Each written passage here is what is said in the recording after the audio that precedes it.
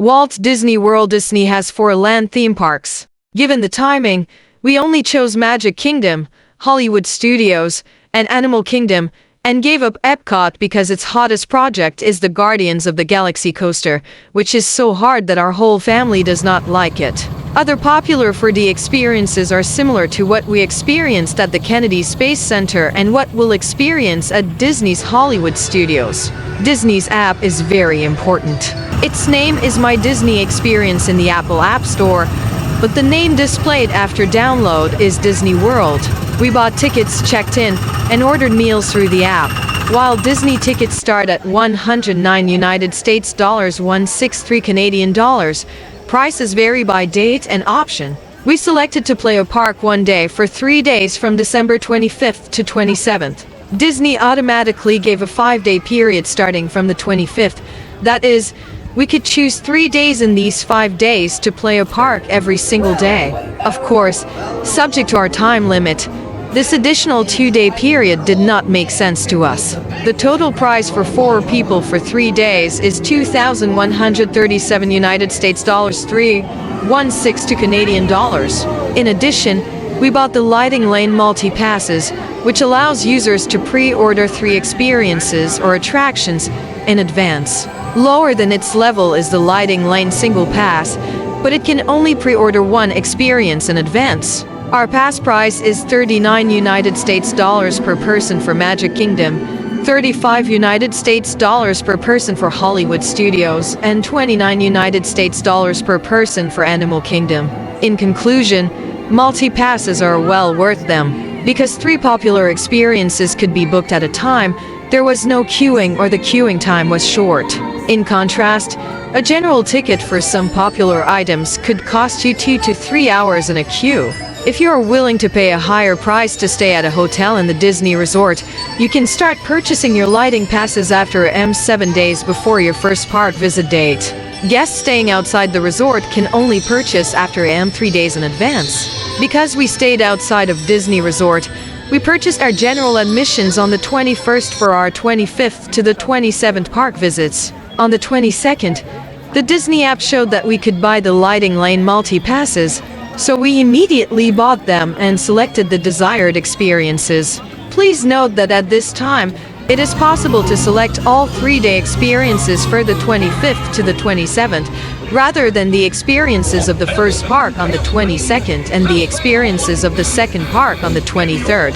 Multi-passes and single passes do not guarantee that you will be able to book the experiences or attractions you want, so you must act quickly. It is important to have a list of your favorite experiences in advance. If you're not sure which experiences are popular, it's a good idea to Google first. You can also refer to the waiting time for experiences in Disney app. The longer the waiting time for general tickets, the more popular. The following are experiences impressive to us. In Magic Kingdom, there are Under the Sea Journey of the Little Mermaid, It's a Small World, and Tomorrowland Speedway. In Hollywood Studios, there are Star Tours The Adventures Continue and Muppet Vision 3D. In Animal Kingdom, they are Na'vi River Journey, Pandora Rainforest World, and Kilimanjaro Safari. Every time an experience is redeemed, the next experience can be booked immediately. So, while you walk to the inside of your current attraction, you need to check the available experiences in the tip board of the app and book immediately. We have encountered 2 instances of ticket validation errors. The first time was after we checked the tickets for a certain experience. When we started to book the next experience, we found that 1 member did not check in the last experience, which made us impossible to book the next experience. We found a staff member and it took some time to solve it. Later, we encountered the same problem. We found we could cancel the experience in question to release the locked experience limit. There were so many people in the Magic Kingdom. The Animal Kingdom was a little better and had fewer people. The Hollywood Studios had the least people and gave us a feeling of shopping in a mall. However, in the Animal Kingdom, it was hard to find a place to sit down because its roadside rocks are irregular with various shapes, making sitting down on roadside rocks impossible. Transportation to and from Disney parks. Some hotels offer Disney park shuttle buses to avoid a $30 United States dollars daily parking fee at the Disney parking lots. but this is definitely a trick. Our Hotel Magic Moment offered a shuttle bus service. The shuttle bus picked up guests at 8:30 a.m. in front of this hotel, then went through several hotels before dropping us off at Hollywood Studios. For return, the bus would pick guests up at 4:15 p.m. at Hollywood Studios and 9:15 p.m. at Epcot. This arrangement forced guests to use free transportation inside Disney to reach their destination parks, making us extremely passive. Our first day was in the Magic Kingdom, which is far away from Hollywood Studios.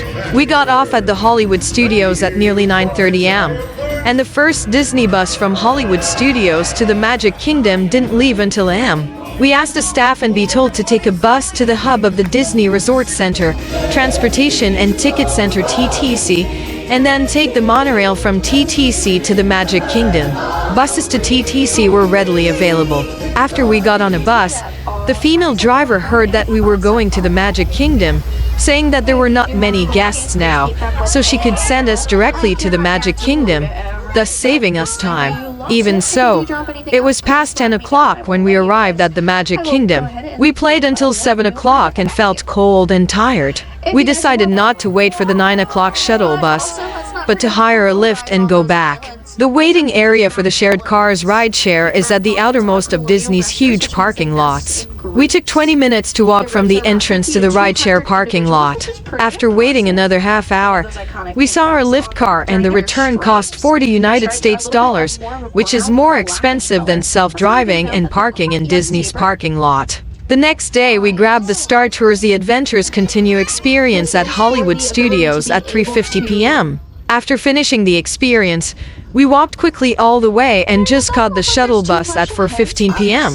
On the third day, we checked the hotel out and we could not use the shuttle bus, and we drove to the Disney parking lot and paid $30. We then took Disney's tram from the parking lot to the park entrance. Another disadvantage of taking a hotel shuttle bus is that the shuttle bus parking lot is very far and you can't take trams. You can only walk to the entrance. It is later, through an online search, we learned that the best solution is to take the transit bus links, whose website is www.go. Its number 56 bus stops at the door of Magic Moment and goes to Disney's Transportation and Ticket Center. It operates from a.m. until midnight. The fare is $2 per person, with free transfers in 90 minutes. The easiest way to find the best solution is to use Google Maps and select transit from the transportation options. More detailed information is also available on their website. The shopping mall Disney Springs is also easily accessible by bus. We drove twice to it and had to give up because its parking lot was full and closed. Food at Disney parks was very expensive and long queues outside restaurants were common. Disney app has an ordering function, so you can go to the restaurant to pick up your order at the specified time without waiting in long queues, but the waiting time is usually long. If you want to save money, Disney allows outside food and drinks, so you can bring some fast food. Legoland. This visit is sponsored by our local friend Laura. We only spent $35 for parking and saved hundreds of dollars on admissions. The park is especially suitable for children, with a large number of world landscapes, people, and animals piled up in small Lego blocks. There was also a surfing show. Car rental. We rented our car from Budget via Costco Travel, slightly cheaper than Expedia. We used a non-Costco credit card to pay the rent, which means that if you rent a car through Costco Travel, you don't have to use Costco's credit card to pay for the rent. We did not buy car rental insurance from Budget because our auto insurance can cover the liability and loss and damage of a rented car. But we got tricks for two options provided by Budget. One gas service option was $3.079 per gallon for a total of $48.6 for United States dollars. We misunderstood that if the gas tank is not full when we return the car, Budget will charge the gap volume amount of gas at this rate, and the service staff repeatedly emphasized that the gas rate elsewhere was particularly expensive, so it was appropriate to choose this service. Facing the long car rental line, in a hurry, we chose this service. When we got home, we found that the full amount of $48.64 was already included in the charge statement, which means that Budget had already collected the money for a full tank. It means that the less oil we had when we returned the car, the better it was for us. But in fact, the tank was almost full when we returned the car. 2 unlimited toll Sun Pass was $12.99 United States dollars per day, $64.95 per week, up to $259.8 at maximum.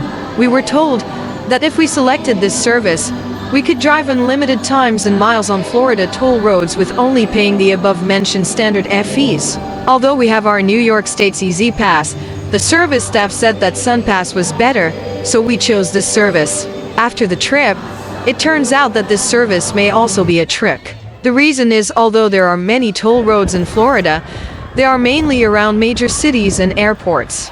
We did not use them too much.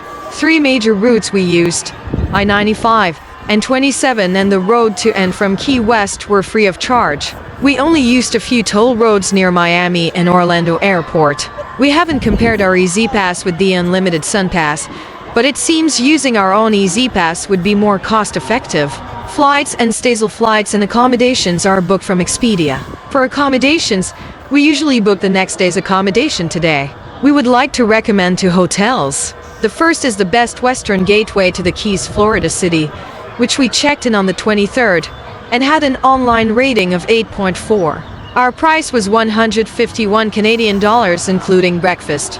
The price is so cheap compared with others around Disney because this hotel had a promotion during Christmas. Our room has 2 sinks, which is very convenient for larger families. Its location is very good and is just in front of the Everglades National Park.